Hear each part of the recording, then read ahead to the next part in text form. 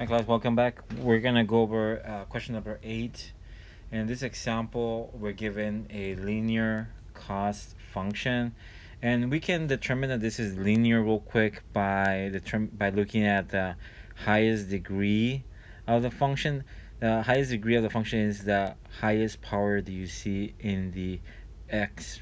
So in this case, there's an imaginary 1, so therefore this is a linear equation. If this would have been a square, then this would have been quadratic. Okay. Anyway, so let's move on to the next part of the question. The next part is asking us to find the slope and the c-intercept. Then we're gonna find the marginal cost, and then we're gonna find the fixed cost, and then so on and so on. So let's begin by finding the cost of function slope. So I want to remind you, back in algebra, we learned that a linear equation is, in general, it looks like this, right? There is a variable in front of the x, which in this case is multiplied by x, right? And then there's a what we call the y term, right? There's a y intercept, and so this tends to be just a constant, right? As well. So this is a specific number, but because it's being multiplied by x, then we call that a variable term. So if we compare these two side by side, we see that the number next to the x is 13. So that, by definition, is the slope of the function. So therefore, that's your slope. And then we move on to the next part. We call this the y-intercept by comparison. That will be the one constant term. So that would be 88 term, 88. And that's it. That's how we find the slope and the c-intercept. Moving on to the marginal cost.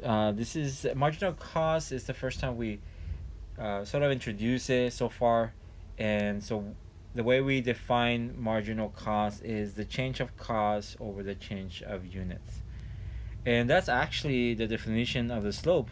If you remember, the slope by definition is the change of rise over the change of run, right? Rise over run. And so in this case, the definition of of change of cost over change of units is the slope.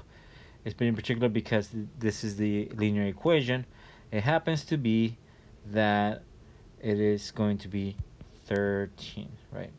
13 is the slope, is the marginal cost. Marginal cost. All right, and the fixed cost, and let me go back a little quick. The marginal cost is defined to be the change of cost over the change of units. So the cost is gonna change depending on whether the units change.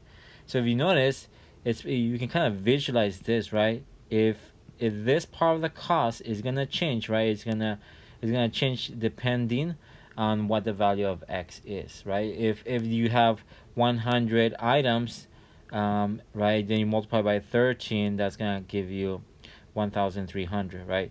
Versus if you have 10 items, then the cost of that is going to be 130, right? So it changes, right? So think about it as the change of cost, right, over the change of units. The fixed cost is just fixed, right? It's not going to change. It does not depend on the number of units. It's just fixed.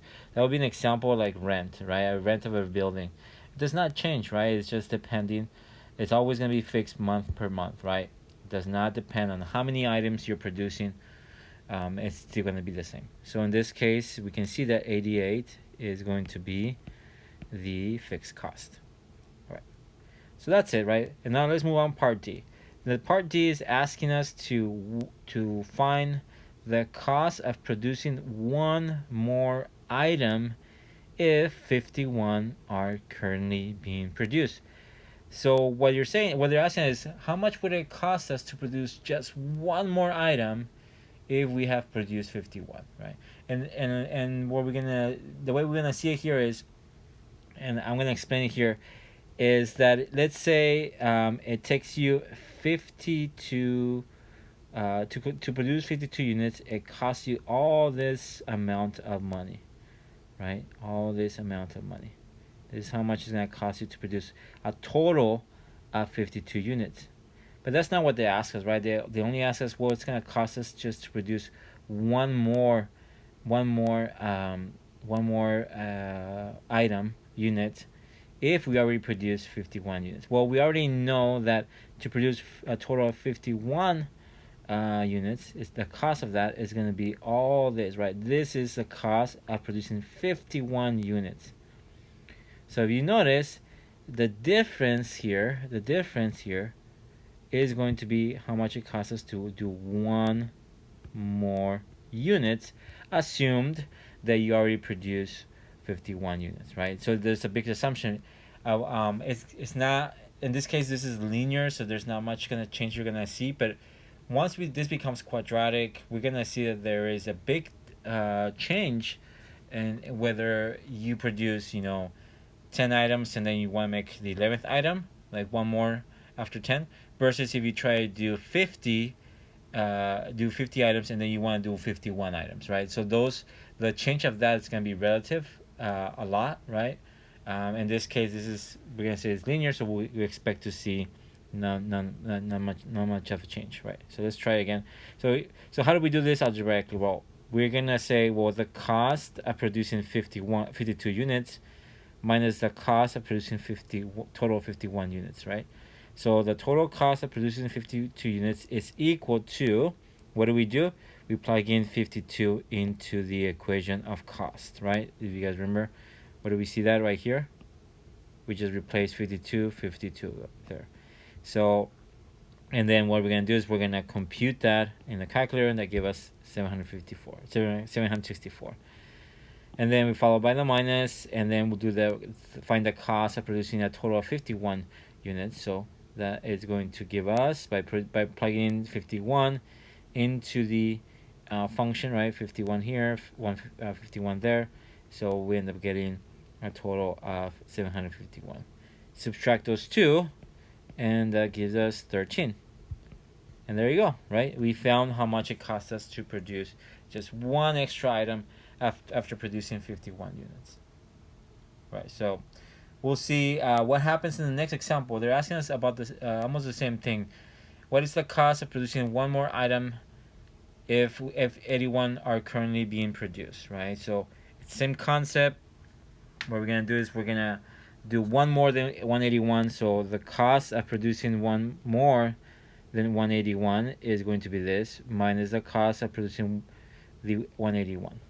So again, we're going to do the same thing. We're going to plug in 82 and replace it for x, and 181 for replacing for x. And then you compute that, and that gives you 2,554. And if you compute this, then this gives us 2,541. Subtract those two, and that gives you 13. And that's pretty much it, right? So it ended up being the same. It didn't make a change whether you were to produce one more, right? Whether you were producing one more than 51 or one more than 181. And then that's the reason, is because this is a linear equation. If you want to compute this in the calculator, you can literally just plug in, type in this in the calculator exactly as it is. You do have to be careful. You want to make sure there is parentheses here, because you want to make sure you group this answer, right? This is a group. This is an actual number. So you need to make sure that this stays as a group, right? That's why when I plug in anything, when I replace something with the equation, I would try to put them in parentheses. Same thing happened here, right? I grouped this value in parentheses. And then that way, this negative would have been affecting us differently if we didn't put the parentheses, which will give us the wrong answer if we didn't put the parentheses. All right, so that's it for this part.